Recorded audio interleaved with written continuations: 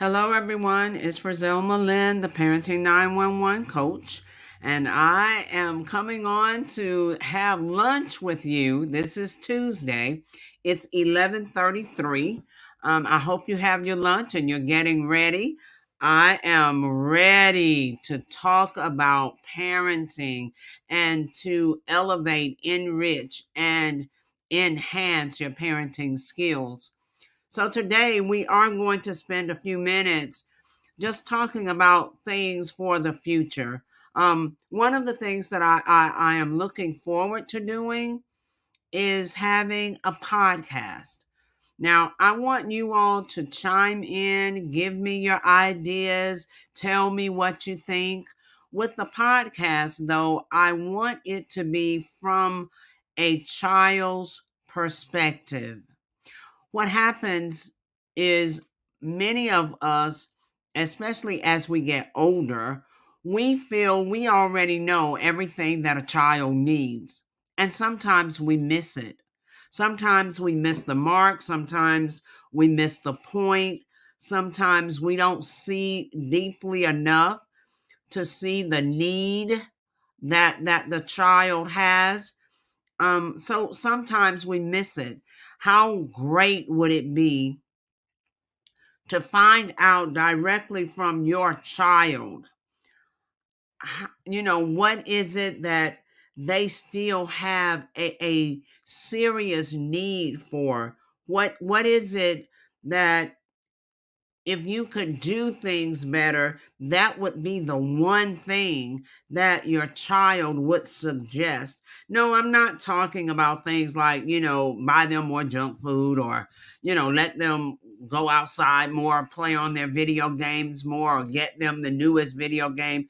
No, but compassionate things that really mean something to them deeply, and things that hurt them deeply that we don't even realize. And that's usually something that sometimes parents, we may, break our children's heart or their spirits and never even realize that that's what we've done.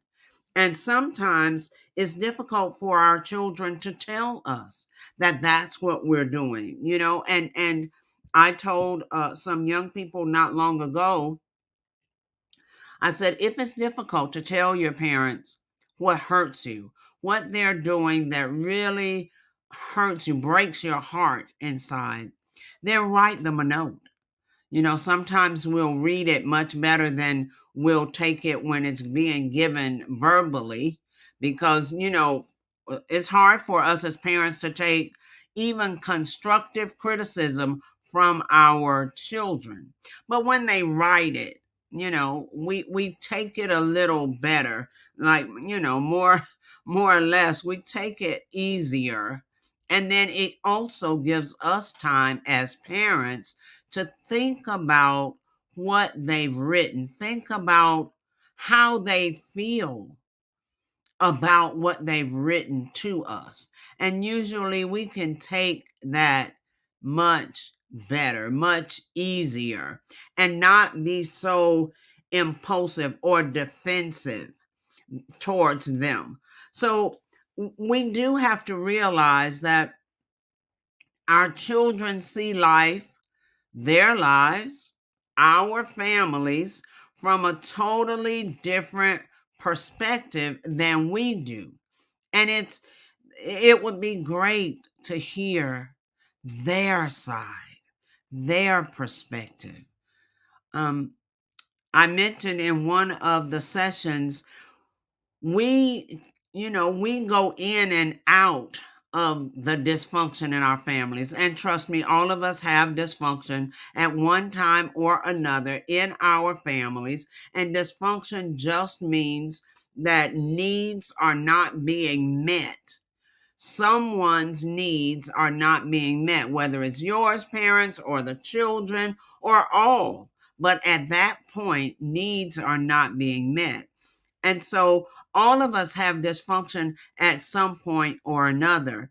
We as the adults can go in and out of the dysfunction, but the children are left in it. So we have to be willing to hear their side, their perspective, how they're dealing with the atmosphere that we create. Parents create the atmosphere. Now, some of us create an atmosphere that we just expect everybody just live with it, just deal with it, whatever. No, we should want to create an atmosphere where everyone's needs are met. We're not talking about, the I wanna everything. No, we're talking about real needs. We're talking about serious needs. We have to also understand that when we find out that needs are not being met, we have to show some compassion. Show some compassion. Here is a need that many parents think nothing about, but children need this. Even when I was a child, I needed this. I didn't get it. Well, not early on. I did get it. I was maybe 13, 14. But early on, I needed it and I didn't get it. I knew I needed it, but it would upset my mother sometimes to even ask her. And the response would be, I'm tired. I work really hard. I need a day off. I need some time, to just relax or whatever. So I still enjoy participating in different things, different types of things. As a child, I enjoyed participating. So if we had something going on at the elementary school, I wanted to be a part of it. Especially if it was nothing just so outlandish, with the prize or, having to go away and stay gone, for days or whatever. If it was something that we were doing right at school, after school, on Saturdays, that type of thing, I wanted to be a part of it. I wanted to be a part of the dance group. I wanted to be a speaker in a performance, that we were having at school. I wanted to participate. If there was a competition, a reading competition, or a writing competition, a math competition, all of those things, I wanted to participate. Now, of course, to participate, first of all, you had to have the permission of your parents. They had to sign a permission slip. So I would take it home and my mother would read it, see what was going on, ask me, a few questions about, why did I want to participate or was I going to carry through? Because she was very adamant about anything I started, I needed to finish. So if it was something that we had to practice several times before the performance, she wanted to be sure I was going to be dedicated and committed to follow through. So when the time came for the performance or the competition or what have you, I was ready. I followed through.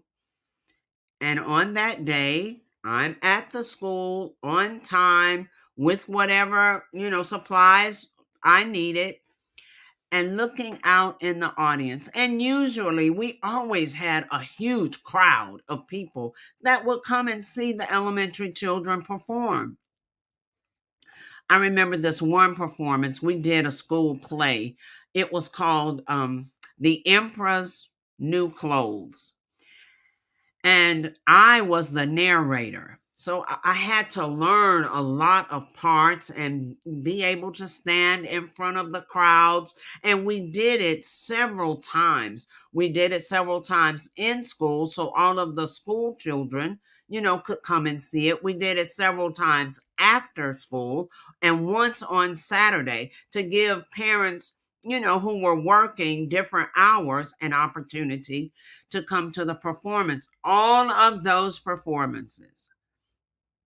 And my mother didn't she wasn't able to make it, or she was tired, or she didn't feel up to it, or she had something else going on, and it was difficult for me to stand there and narrate an entire play over and over and never see her sitting out in the audience. I understood she was tired, and I understood that, she couldn't be there for every performance, but I needed her there for one.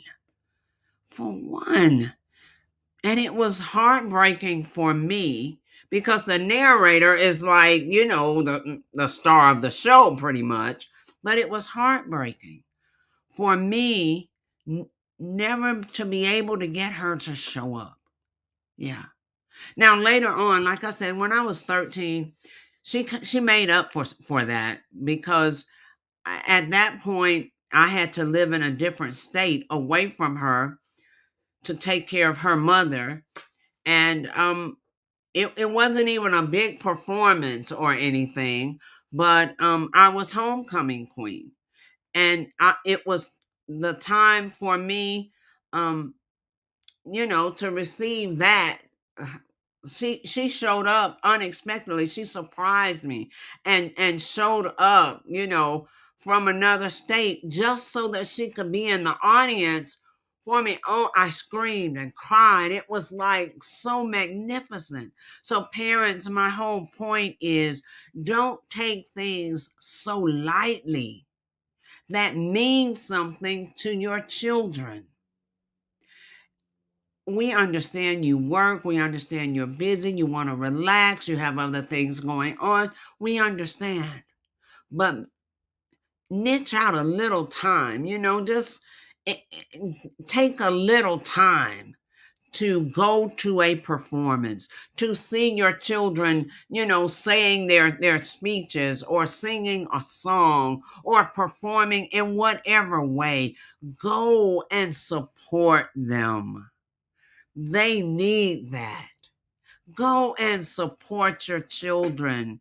If it's a performance at school, or sports, or in the community, or at church, or whatever it may be, you've given them the approval, the permission to be in it, then go and support them. All right, that's it for me today. I truly hope that compassionate parenting, sticks with us. Our children need for us to be compassionate, especially for things that mean something to them. Parents, it may not mean anything to you, but if it means something to them, then we need to support them. All right? I hope everyone enjoys the rest of your Tuesday. Thank you all so much. Those who joined in. I see you, Jackie. Thank you. Please share with other parents, with other grandparents, even because we're having a lot of grandparents that are raising children. So please share the information. We want to make sure that our parenting is compassionate. Our children need us for what means something to them, even if it doesn't mean much to us. All right, please remember, we are on YouTube. We have a Facebook VIP private group. Please join that. We also have the FRAZELMA Teaching Parents Facebook group, and we're going to start doing a lot in that on that page as well. So put the word out. Remember, once a month on the first Saturday of every month, we are doing free parenting workshops at the Opelika Public Library. That is because we have partnered with the city of Opelika. So please come out and join us. The next one will be May 6th at 3 o'clock. We go from 3 to 5. Come out and join us. I hope that we'll be talking about elevating our parenting skills. What do we need to do to elevate the parenting skills, elevate the whole family, to boost the morale in the family, to get everyone working together? So you will hear more about that. Please come out and join us every first Saturday at 3 o'clock in Opelika. Also, those of you who have some political pull in your city, please talk to the council people, the mayor, about partnering with me so I can do the same in your city, and we can have a once a month session that will be free to the parents in your city as well. Have a wonderful day. Enjoy the rest of your Tuesday. It's a little cool outside, but it's a beautiful day. All right, FRAZELMA, teaching parents. I am FRAZELMA Lynn, the Parenting 911 coach. You can go to www.parenting911.org and schedule a session with me. Let's get started making plans for your family.